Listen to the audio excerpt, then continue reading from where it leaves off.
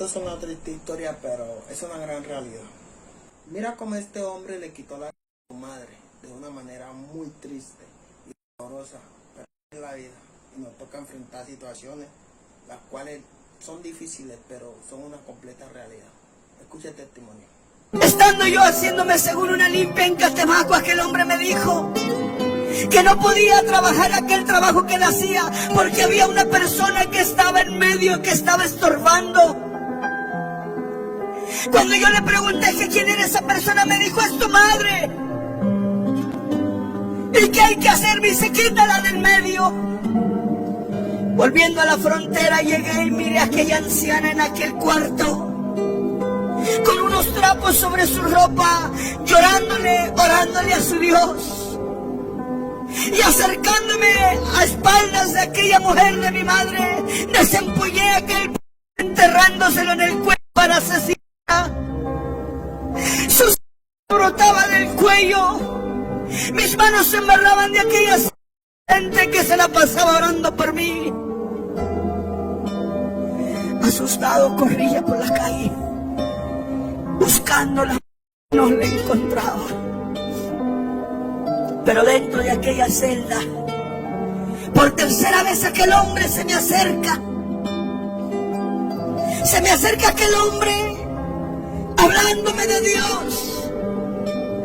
Y recuerdo que la tercera vez lo agarré a aquel hombre y le puse en la puerta porque me hablaba de Cristo. Aquel hombre se fue, como a la semana, 2, 3 semanas regresa aquel hombre. Cuando aquel hombre regresa, se queda viéndome. Venía con una guitarra. Y recuerdo bien que le dije: hey, cántame una rolita, cántame una rola.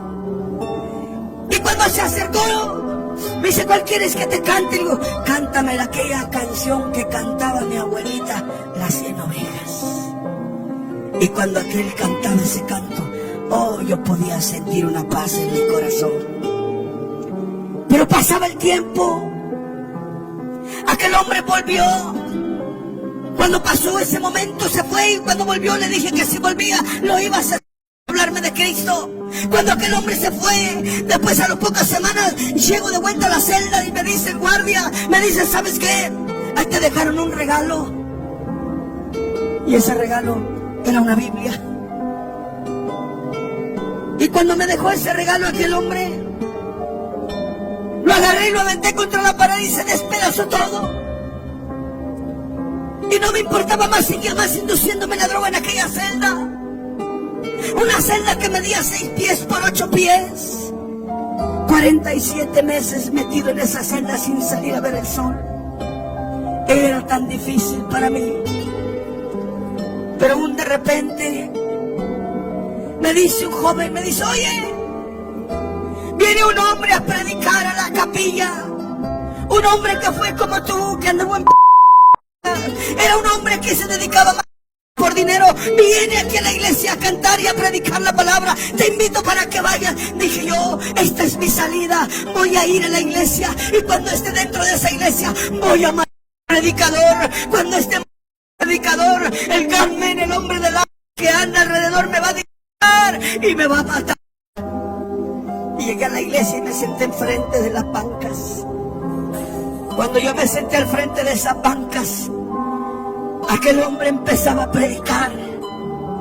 Y cuando estaba predicando, oí una voz que me decía: ahora levántate y haz. Y quería levantarme para accionar, pero escuché una voz que me decía: tú no puedes tocar a uno de mis hijos. La voz de Dios.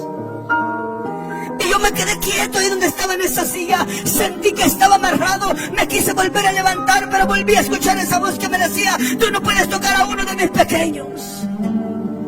Ya no supe ni qué hacer sino quedarme estático en esa silla. Pero ahí en esa silla, aquel hombre se bajó de aquella tarima y se acercó donde estaba. Y cuando llegó donde estaba, llegó y me abrazó. Y cuando me abrazó sentí que toneladas de cadenas se habían caído de mi cuerpo. Y caí en ese rincón y empecé a llorar en ese rincón. Empecé a llorar como un niño y empecé a llorar. Pasó 1 hora, 2 horas cuando volví en sí. Me levanté y miré a mi alrededor, ya no había nadie, no había ninguno de los internos, solamente estaban los 2 guardias que me custodiaban y estaba yo ahí. Cuando me levanté le dije al guardia, what happened? ¿Qué es lo que pasó? Me dice, llevas 2 horas hincado llorando ahí como niño. No entiendo qué te haya pasado.